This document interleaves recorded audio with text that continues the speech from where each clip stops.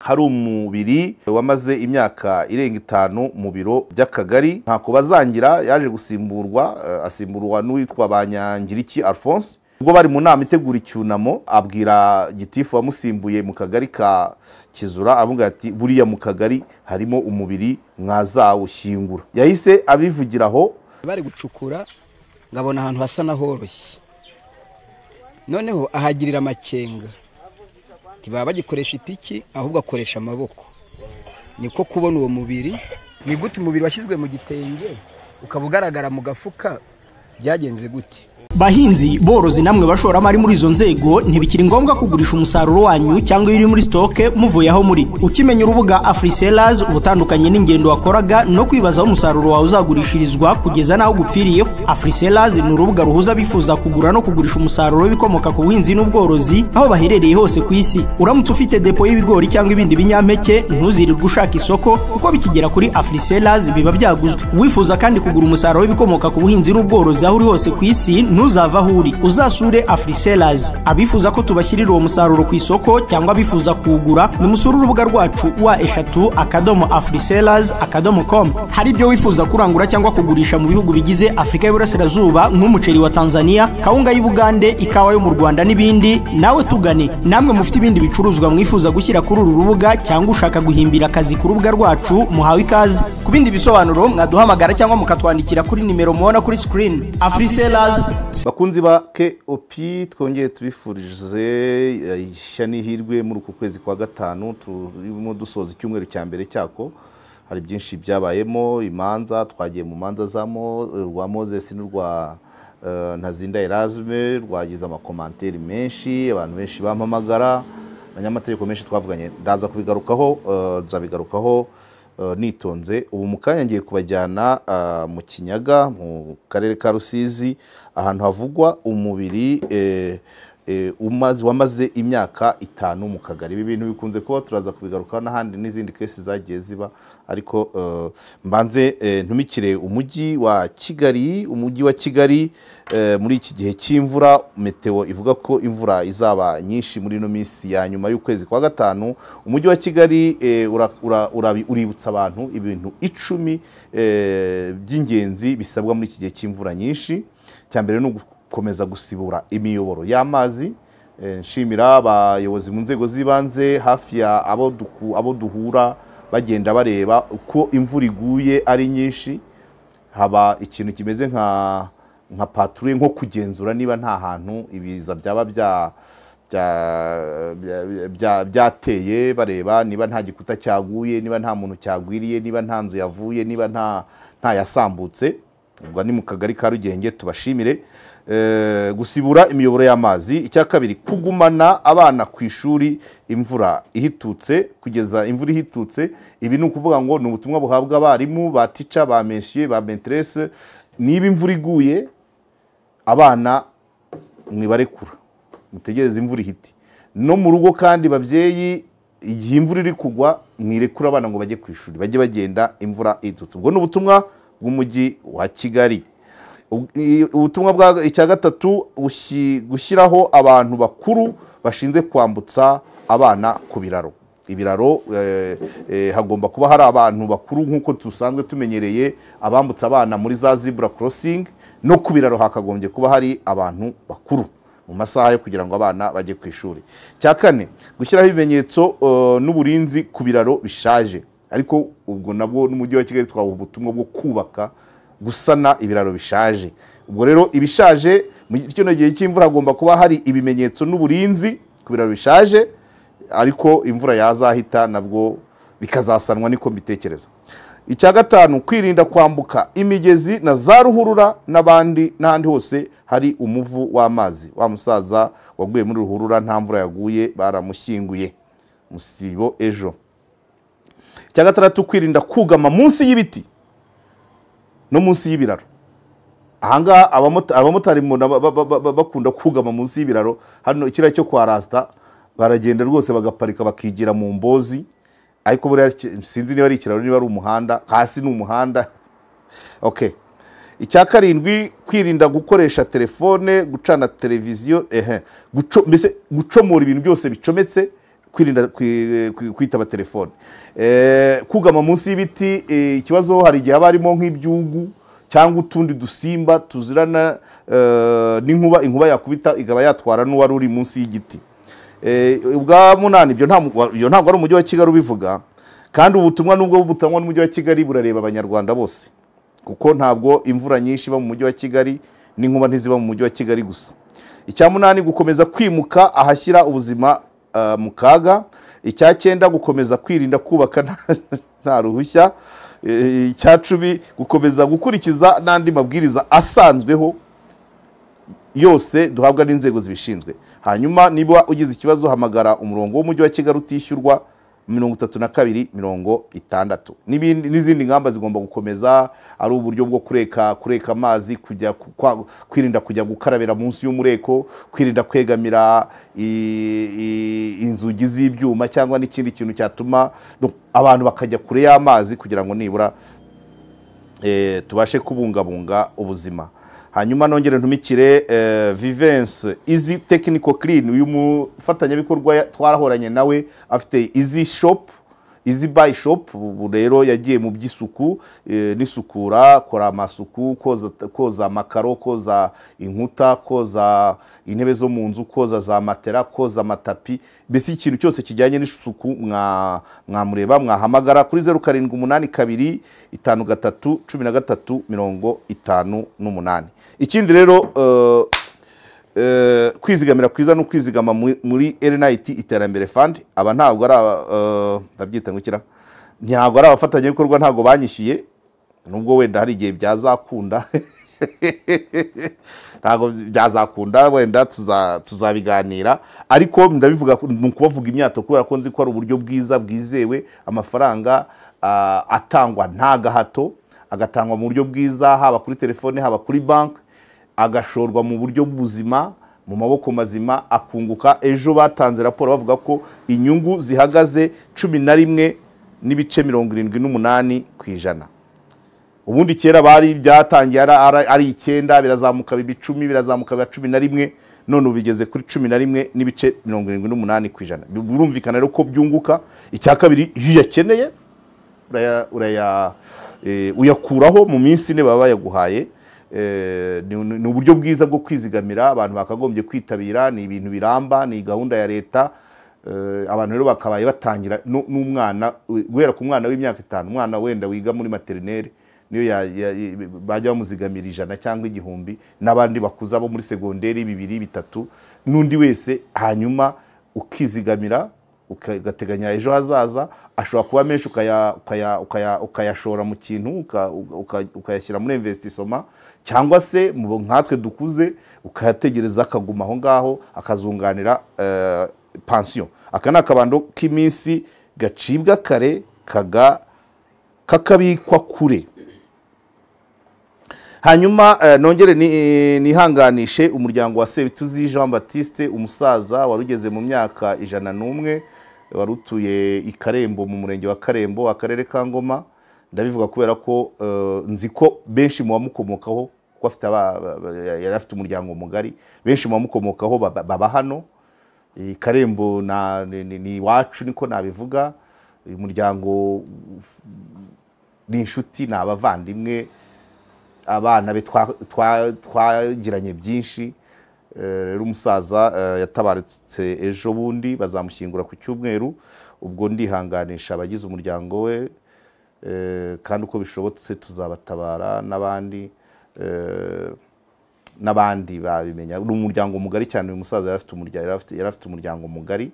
Rero tuyihanganishe abawigize, abana be, abuzukuru be, abuzukuruza be, abakwe be, abakazana be, kuko abo bose arabafite.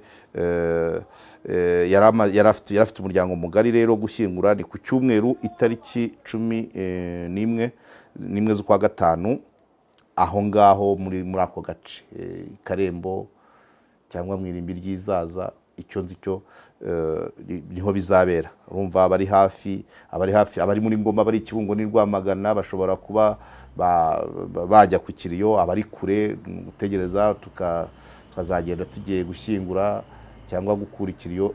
Umuryango tuwufashe mu mugongo mbese, kandi umuryango mugari wa KOP ndabizi ko hariho abantu benshi bafite aho bahurira n'uyu muryango mu buryo bumwe cyangwa ubundi. Akanyuma mbere yuko nsubira Gikundamvura, ari inkuru nakomeje kuvuga amahushuka kuba ko ntarayigeraho neza, ariko no kugira ngo dufatikanye, cyane cyane ko nayisa naho ikubiranye. Ni umugore bivugwa ko akubita umwana w'imyaka 9 akamukubita nabi cyane, bikanavuga ko umwana ajya agira tentative zo kwiyahura kubera inkoni za nyina.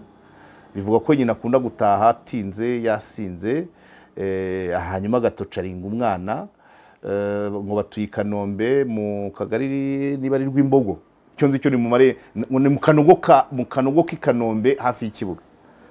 Umuntu yampaye no makuru sindabasha kujya kuri tere, ariko nasanzemo ibintu bitatu. Kuba uyu mugore ukubita umwana gutya yaramwibyariye, ashobora kuba harimo ikibazo cy'uko uyu mugore yaba afite ihungabana. Mu bindi bimenyetso by'uko yaba afite ihungabana, uyu mugore ngo ntavugana na nyina ngo atuye i Remera, ariko ngo ntavuga rumwe na nyina. Birashoboka ko uburyo uyu mwana yaba yaravutsemo nyina w'uyu mugore yaba abiziho, cyangwa abiziho ariko bitari byiza, cyangwa se n'uyu mugore akaba yarabyaye uyu mwana mu buryo atishimiye, none ntiyishimira umwana wavuyemo. Rero nirinze kuhita mbishyira hanze, mbivuga gutya kugira ngo n'abashobora kuba bamenye uwo mubyeyi ari umwana, ari abarimu b'umwana, bashobora kuba bahamagaza nyina bakaganiriza nyina, abazi uyu mukecuru utuye i Remera nyina w'uyu mudamu, nabo babasha kumenya ikimutera uwo mujinya umeze utyo. Abaharanira uburenganzira bw'umwana bashobora kuba bakora intervention bakareba uburyo umwana yabaho muri condition nziza abana na nyina, cyangwa babona ari danger bakareba ubundi buryo ahandi bamuplasa kwa nyirakuru mu bavandimwe. Donc ni byinshi byakorwa, ni dossier ngari, mbese nanga kwinjiramo muri detail, ntarabona données zihagije. Ariko ikigaragara cyo mwumvise Dr Mutuyimana Celestin, umwarimu muri kaminuza y'i Zurich mu Busuwisi, wavumbuye indwara ikomoka ku mishakire, ku rushako, ibibazo byo mu rushako. Nawe tuzagerageza tuzongera tubivugeho neza nitumara kumubona, ko ngenda muzi tugeze gukorana. Ariko ibi bintu byose, ibintu biri mu mafenomene ari mu miryango, umuntu agenda gake kubera ko n'ubuzi icyo uri kubona ashobora kuba ari ibimenyetso, ariko hari ikindi kibitera, nacyo giterwa n'ikindi, nacyo giterwa n'ikindi. Impamvu nkomoje kuri ubushakashatsi bwa Dr Mutuyimana Celestin, nuko ikigaragara cyo umuryango usa naho wihugiyeho, abantu benshi bihugiyeho, bari muri business, bari gushakisha imibereho irahenze, hanyuma tukabura umwanya wo kugira ngo imiryango ibe yavurana. Abantu kuganira biravura, écoute active, gutega amatwi, ukamenya ikibazo cy'umuntu, ukamwereka uburyo yakitwaramo. Ikindi nibaza ko nzavugana na ari Dr Mutuyimana Celestin, ari Dr Chaste n'abandi ba psychologue, kuba batanga inama inzego z'abikorera, izigenga n'iza leta, bagashyiraho icyo nakwita amaklinike y'ubujyanama bw'umuryango, ubujyanama bwo mu ngo, nibura ku buryo nibura, cyangwa se bikagera byakagize n'imbaraga, nibura na buri murenge ufite umu-psychologue ugira inama abantu. Ibimenyetso biratangira bikaza, aho kugira ngo birenga umuntu, hakaba hakabayeho kuba bakumira ko bimurenga. Hanyuma niba habonetse amaklinike ayigenga n'aya leta, bikaba biri accessible, bidahenze, abakozi bahagije, uburyo buhagije, ibyumba byo kuganirizamo abafite ibimenyetso gutyo. Kuko kandi mu muryango indwara y'ihungabana ishobora kwandura, umwe akanduza undi, kuko niba uyu mubyeyi akubita umwana gutya, bishobora guhungabanya n'umukozi wo mu rugo. Umwana we deja we yamaze guhungabana, yatangiye kugira menace zo kwiyahura. Ruvuga ngo uyu mubyeyi kuba ataravuwe biri kwafekita umwana n'abaturanyi. iyo bigezeho abaturanyi bashaka nimero zanjye cyangwa n'abandi bashobora kwitabaza, biba byatangiye kugira ko n'ababona ubwo buzima bw'uwo mwana nabo bishobora kubahungabanya. So birasaba rero ngo mu ngamba zifatwa habe habaho ibigo byo gufasha abantu mu buryo bw'imitekerereze, byakabaye biba byinshi. Mwakoze cyane rero, reka twinjire igikundamvura, aho bivugwa ko hari umubiri wamaze imyaka irenga 5 mu biro by'akagari. Yes, mu biro by'akagari. Ubundi kagende gakeya, ubundi akenshi bigenda bite kugira ngo imibiri ibe yaba mu biro, aho kugira ngo ibe yajyanwa mu marimbi cyangwa mu nzibutso. Iyi kesi nigeze kuyisanga ahandi hantu naho umubiri wari umaze yari imibiri 5 imaze imyaka irenga 2 mu kagari mu murenge wa Kinihira muri Ruhango, ko ndabyibuka.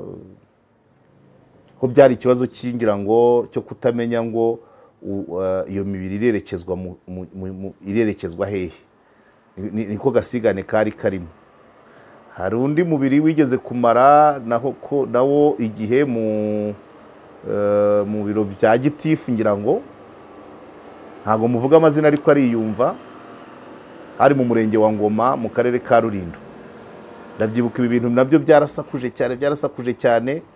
Icyo gihe meya wari uhari nawe ubona afite uburyo abizi, babaza gitifu nawe gusobanura bikamunanira, ariko byaje kurangira uwo mubiri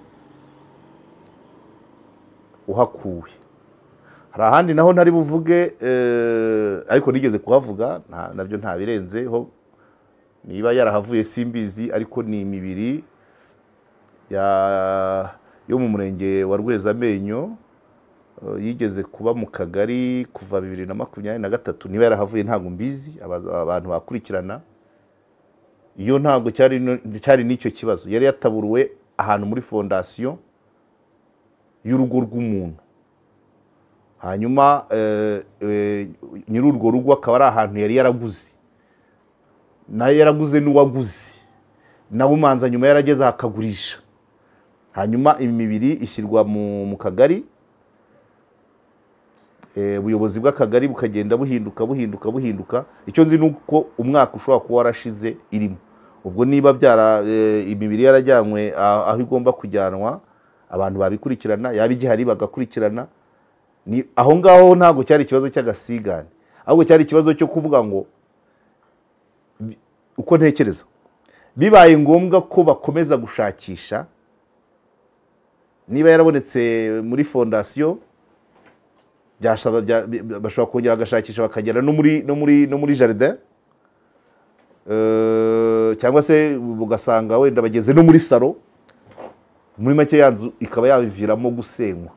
Niko mbitekereza ikintu cyatumye iyo mibiri itinda, kuko muri Kigali urwibutso ruri hafi, ntabwo umwaka washira imibiri itaragezwa ku rwibutso. So muri rusange imibiri myinshi itinda ahantu itarashyingurwa mu cyubahiro, ahenshi biba bishingiye ku bintu nk'ibyo. Kuba hakishakishwa ba nyirawo, kuba taramenya byagenze bite kugira ngo uwo muntu apfe, agwaho, umubiri ubonekaho, cyangwa se n'ibindi byinshi ku bantu ku giti cyabo, cyangwa se ku mpamvu zo gushaka amakuru. Kamifate gutyo ndekera. Ariko ubwo hari n'ahandi wasanga biri. Uyu mubiri rero wabonywe muri 2020, uyu wa Gikundamvura, uyu mubiri tugiye kuvugaho muri Gikundamvura nk'uko abaturage babyivugira, muraza kubabona ari bajijwe muri Gacaca, ari abatanze amakuru. Uyu mubiri guhera muri 2020 nibwo wabonywe mu butaka bw'uwitwa Nizeyimana Felix. Mu butaka bw'uwitwa Nizeyimana Felix. Uyu Felix akaba ari ubutaka yarazwe na se witwa Gatana Gerard, uyu Gatana Gerard we akaba yarigeze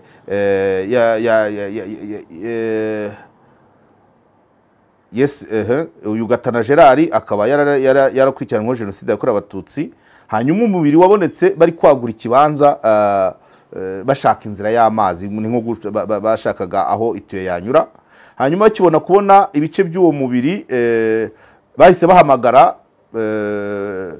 bahagarika imirimo yabo, hanyuma bahamagara ubuyobozi wari gitifu w'akagari icyo gihe witwa ntako bazangira Theogene, arahagera arawufotora awujyana mu kagari ka Mpinga. Niwe wari gitifu w'akagari, ubu yari gitifu w'akagari ka Mpinga. Birashoboka ko ashobora no kuba atari mu maboko ye nubwo nta gihamya ikiraboneka, ariko umubiri yarawufotoye hanyuma awujyana mu kagari ka Kizura, awujyana mu kagari. Hanyuma uyu gitifu w'akagari yahise amenyesha inzego ngo zibe zakora iperereza, baza gusanga, baza kumenya amakuru kuri uwo mubiri. Hanyuma uyu ntako bazangira yaje asimburwa n'uwitwa Banyangiriki Alphonse mu buyobozi bw'akagari ka Kizura mu Gushyingo 2023, ariko mu ihererekanyabubasha ntiyamubwira ko mu kagari hari umubiri ubitsemo aho.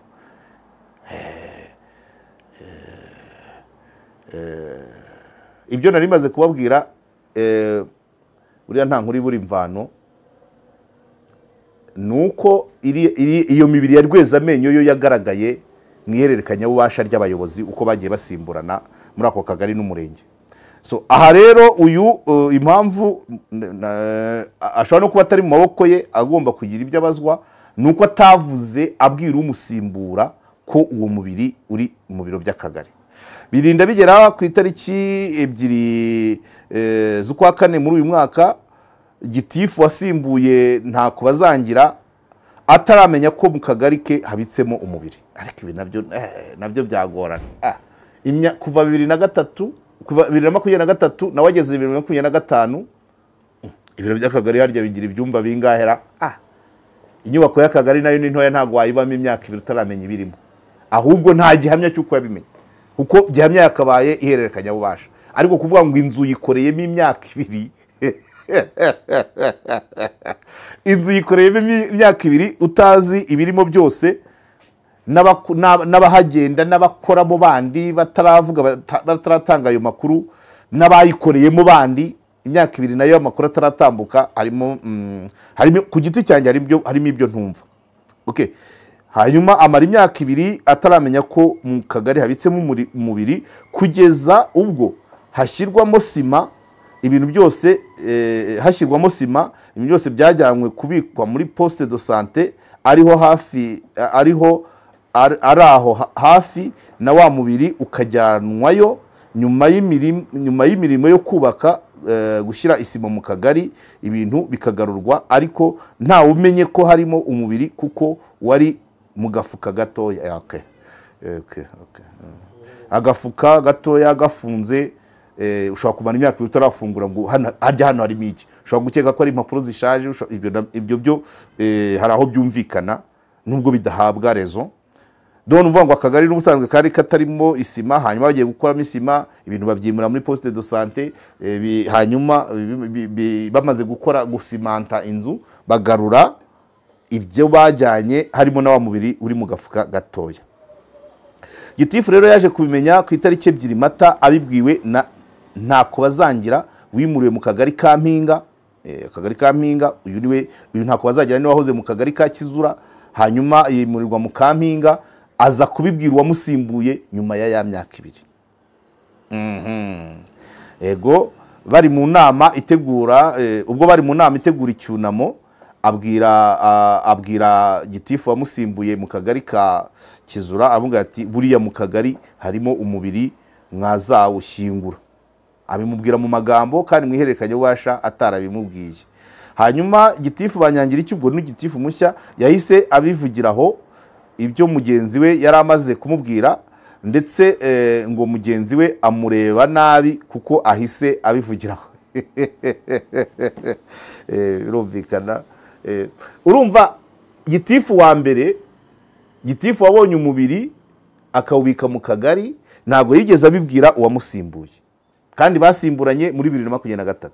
Hanyuma 2025 bari gutegura icyunamo, yongorera uwamusimbuye ati buriya harimo umubiri. Ibi bintu biba bikomeye rero. Nanjye namera nk'uyu nguyu, uyu gitifu mushya ntago nabyihererana. Niba harimo inama ijyanye n'icyo gikorwa yahise abivugiraho.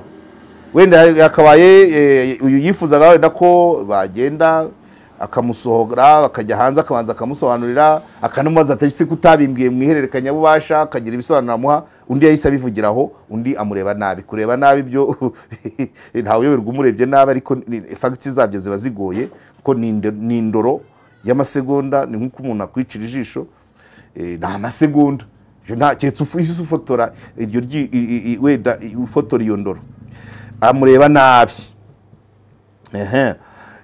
Igitifu yahise abivugiraho, ndamureba nabi ko abivugiyeho. Ntako bazangira avuga ko uyu mubiri ukiboneka yamenyesheje uwari gitifu w'umurenge kuri telefone, ariko nta nyandiko.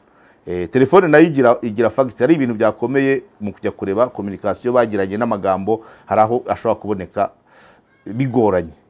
Nyuma yuko amakuru agiye hanze ko uyu mubiri umaze imyaka 5 mu kagari, hahise hatangira ikusanya makuru ngo bamenye niba ari uwishwe muri jenoside yakorewe Abatutsi.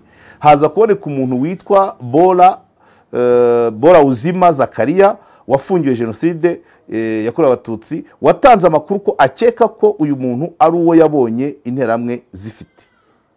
Byaje kurangira byemejwe ko uyu mubiri ari umuntu witwaga Kariyopi, wari waturutse muri za Mibirizi agerageza guhungira i Burundi, akaza gufatwa n'interamwe zikamuboha, kuko hari uwo bari bahunganye ngo wabonye afatwa. Ndetse n'uyu Bora Uzima akaba avuga ko imyenda yari yambaye icyo gihe ariyo yabonye ubwo basubiraga gushaka aho uyu mubiri wari wabonetse mu myaka 5 ishize, ngo barebe ko nta bindi bice bihari. Iki rero ni ibintu biba bikeneyeho amakuru ahagije, ariko nubona amakuru n'uburyo bwo gutanga amakuru abantu bakagombye gusa naho babyoroshya. Simvuze ngo bahije bahita bayatanga, ariko bashobora kubanza bakajya inama nk'abantu bakorana, bakajya inama nk'abavandimwe, bakajya tubigenze gute. So rero nk'uko mubyumva, amajwi y'aba baturage benshi baragenda bagaragaza uko babibonye, abatanze amakuru, abafungiwe jenoside. Donc muri rusange ubu iperereza nibwo ririmbitse kubera ko abari bafite amakuru kuri uyu mubiri wamaze imyaka 5 mu kagari bagomba kubazwa uburyo cyatumye badatanga amakuru. Abayatanze bakavuga abo bayahaye, uburyo buri wese akabazwa uko yamanaginze kuba afite amakuru kuri uyu mubiri, uko yitwaye mu kubika amakuru, kumenya amakuru no kuyatanga no kuyabika kubijyanye n'uno mubiri. So mukomeze mukurikire aba basaza bo mu murenge wa Gikundamvura uko basobanura iby'uyu mubiri. Twizera ko buriya bizarangira nyuma y'iperereza. Hari abazakomeza bagakurikiranwa, hari abazarekurwa, hari abazacyahwa, hari abazahwiturwa, ariko n'uyu mubiri ukagera ukaba wagerageza, bakaba bagerageza kuwushyira aho ugomba kuba uri. Ni ibintu biba bigoye cyane, kandi wasanga atari ikibazo kiri Gikundamvura honyine. Rimwe na rimwe wenda kubera n'abagitifu agira akazi kenshi akaba yanabyibagirwa, amakuru yihutirwa ntabishyiremo, ariko urumva ko biba bitari ibintu byiza. Imyaka 5 ni myinshi. N'ahandi rero bishoboka, aho nababwiye muri Kinihira, aho muri Ruhango, aho nagiyeyo iyo mibiri bari kuyishyingura. Umunsi bayishyingura narahageze.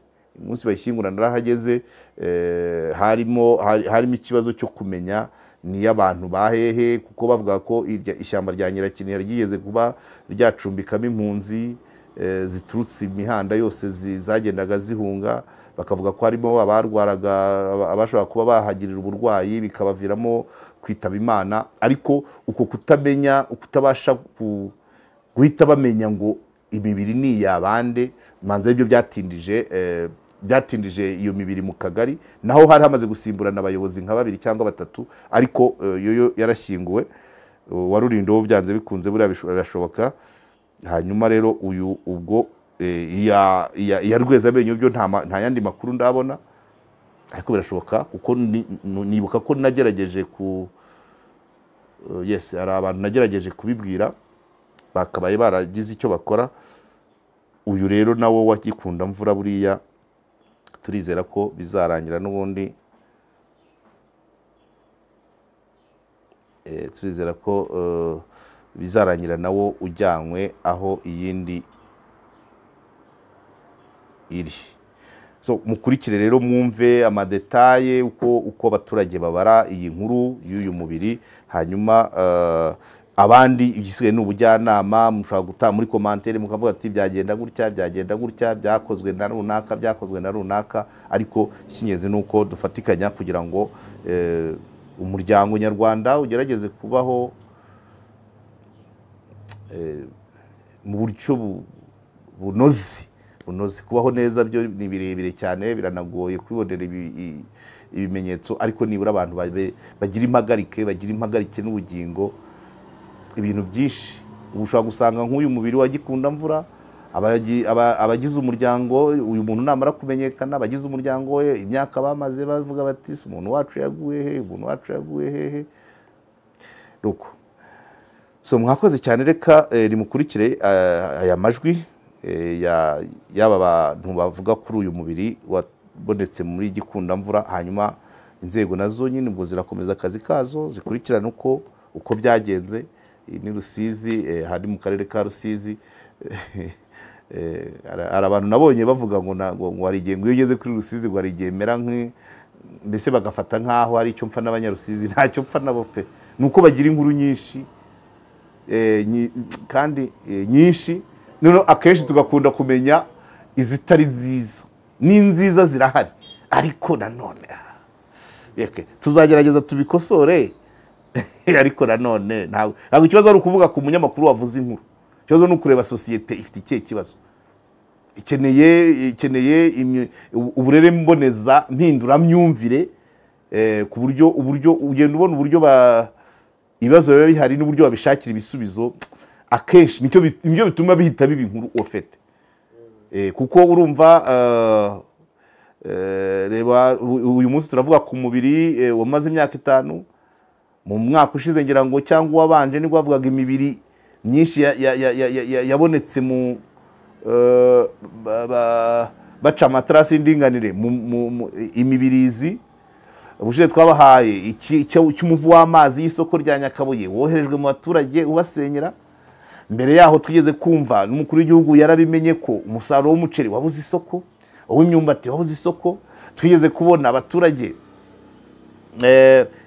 umugezi wa Rubyiru warengeye ibisheke, abaturage bakajya munsi y'amazi kuzamura ibisheke, kwambuka bamwe baheka abandi. Twumva utuntu twishi. N'ubu hari iri karenti ivuga ko hari umugore ufatanya n'umugabo cyangwa abavandimwe bagatega abantu, donc umugore agahamagara umugabo ku muhanda ati ngwino tuganire, yagera muri salo akabahamagaye umugabo, agatangira kumukuramo imyenda amukubita kugira ngo bigaragare ko yaje guheheta. Inkuru ni bana yanjye, yego nyine nta karere katagira inkuru, ariko banyihanganire gusa ntacyo mpfa nabo pe, ntacyo mpfa nabo. Uko uwo mubiri wabonetse ni mu kwa Nizeyimana Felix, ubwo bari gucukura bongera ikibanza kugira ngo babone inzira aho bazashira inzira z'amazi. Umusaza witwa Ntibazi ari Fabian niwe ari gucukura icyo kibanza, aza kugera igihe bari gucukura ngabona ahantu hasa nahoroshye, noneho ahagirira amakenga, ntibaba bagikoresha ipiki ahubwo akoresha amaboko. Niko kubona uwo mubiri, amaje kubona umubiri yahise ahagarika akazi, ahamagara nyir'urugo kuko ntiyari ahari, Nizeyimana Felix, ahamagara na mudugudu wari uriho Kubwimana Jackson. Baraje bahamagara gitifu akagari ntako bazangira araza, ahageze bamwereka umubiri babonye, banamubwira ko bagize amakenga ku mpamvu z'uko batazi umuntu waba arashyinguwe aho ngaho, kuko babajije n'abasaza bamaze igihe aho ngaho bahakanira ko nta muntu bazi waba warashyinguwe aho hantu, kandi nibo bantu bari bahamaze igihe kirekire. Bakurikiranye na nyirisambu Gatana Gerard avuga ko aho hantu yahabonye mu buryo bwo yahabonye hahawe byo kugabana byo gukeba, gukebesha, kandi uwamukebeye ntigeze amubwira ko hari umuntu washyinguwe aho hantu. Icyakora Gerard yaratuye epfo ku mazi aho twitaga kuri Sumba, yaje kuhatura nyuma y'intambara, nawe avuga ko atazi gushyingurwa k'uwo muntu waba warabonetse aho hantu.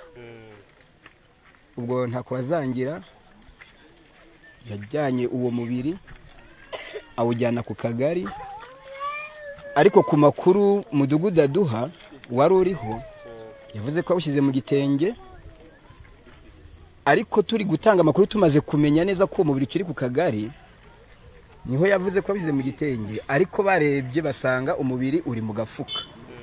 Habaho guhererekanya amakuru, ese ni gute umubiri washyizwe mu gitenge ukaba ugaragara mu gafuka, byagenze gute? Mudugudu asobanura ko we yawushyize mu gitenge ashyira mu nzu aho gitifu yanawusanze akanafotora, ariko buryo ki wavuye mu gitenge ugashyirwa mu gafuka gusa ko nawe bimutunguye. Babajije Nizeyimana Felix avuga ko ageze mu nzu, kuko baramusabye kuwubungabunga ngo gitifu awutware, kari bwo yashatse agafuka kuko yabonaga ariko gashobora kuba kari bufungwe neza, ashyiramo wa mubiri awukura ku gitenge awushyira mu gafuka. Gitifu awutwara muri ubwo buryo. Bimaze igihe kirekire, bitewe nuko nanjye nyirizina ibyo biba ntabwo nari mpari, sinari bwabe n'umuyobozi. Ku itariki 2 z'ukwezi kwa 4 twagiye mu nama yo gutegura ibikorwa by'icyunamo, nibwo gitifu Alphonse yagaragaje ko hari umubiri uri mu kagari, ko nawe byamutunguye no kuwubona mu gihe yahabwaga romize y'ibikoresho by'akagari agiye kwakira. Ntabwo yigeze ahabwa romize yuko hari umubiri uri mu kagari. Babajije Alphonse ntako bazangira avuga ko uwo mubiri uhari, kandi ko yabitanzemo raporo akoresheje telefone, ngo icyo akora katakoresheje inyandiko. Ibintu biguma gukurikiranwa, twaramagawe ku kagari turabisobanura, hamagarwa abasaza batanga amakuru bafite bashoboye. Igihe cyaragize tujya no ku murenge, inzego z'umurenge na komite ya Ibuka ku kagari ndetse no ku murenge, dufata umwanya uhagije wo kubisubiramo. Mu batumirwa bari batumiwe habonekamo umusaza witwa Borawuzima Zakariya, aravuga uti ngewe ngiye gutanga amakuru nubwo hari nayo natanze nkayafungirwa, ariko ngiye kubabwira ibintu nabonye. Aravuga uti ngewe ifite imyaka 20 ndi umusare w'amashagaga, napimiraga ku kabari kwa Kazimiri, nabonye abantu 2.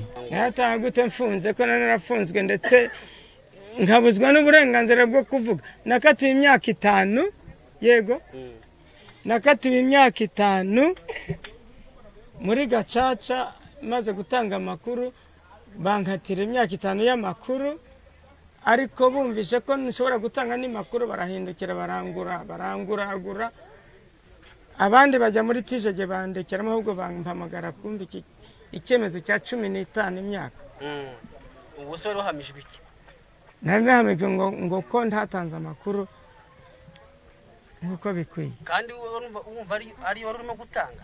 Kandi barabimvukije ko nyine barambwiye ngo ntabwo bashaka ko ntanga amakuru ya hano, bakambaza andi makuru, kandi ayo narinzi ari nagatanze, nyatanze bo bamvutse byo ndafungwa 15.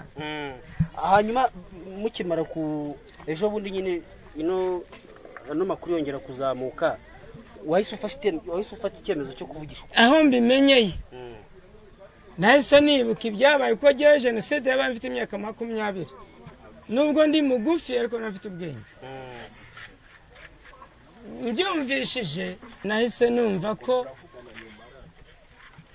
uwo muntu bari kuvuga yaba ari uwo wari uri aho ngaho kuko abaguye muri ruwa turabazi abaguye n'ahandi turabazi ariko uwo muntu ntabwo twese tumwumva nibyo navuze nti ashobora kuba ari uwo wari wicajwaho muri uwo mugoroba baranaguyeho nari nanamwitegereje neza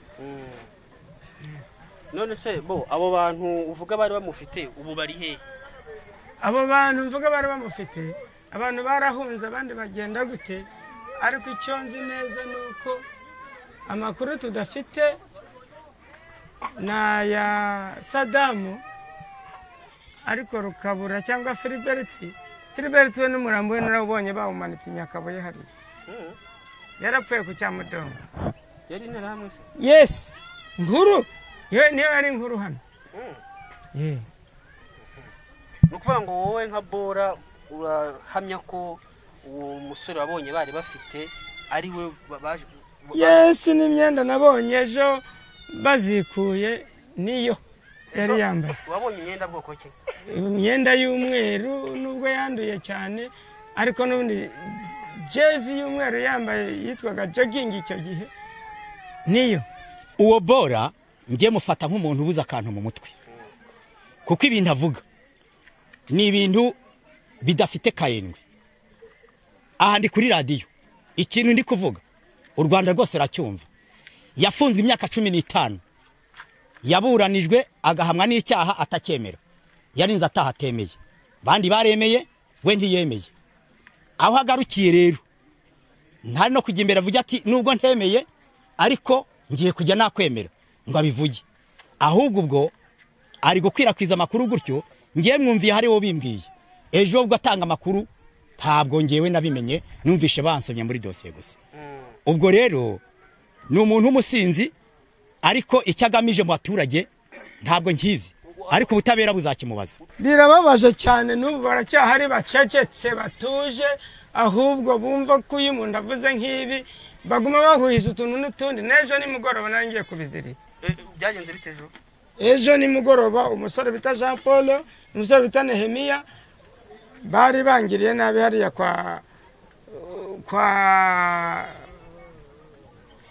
Harera bate ngo jewe ngo nihaye kuvuga utuntu bari bangiriye nabi birababaje pe n'ubu yacecekira cyahari nanjye ejo ndi hano nagiye kumva numva nsomwe muri dosiye ngo yabaraye irondo icyo gihe nagerageje gushyira ukuboko hejuru ngo nisobanure ntibambe ijambo ndaceceka nyine ariko ngewe nubwo banshyize muri dosiye ntabwo ngewe nari ntuye muri mudugudu wa Mutonga nahaje ndi umwimukira icyakora nari ntuye mu mudugudu byegeranye witwa Shanike uri hariya hirya nagiye kumva ejo duteraniye hano bari gushaka nyine uwo mubiri numva ko banshyize mu makuru ngo yabagombaga kurara irondo icyo gihe ariko ntabwo ari byo ese igihe ntabwo wararaga irondo icyo gihe cyo ndabyemera nari mukuru nariraraga muri Shanike sinariraga muri Mutonga ese izari segiteri zari serire ebyiri zitandukanye oya no kuvuga ngo yari serire Kizura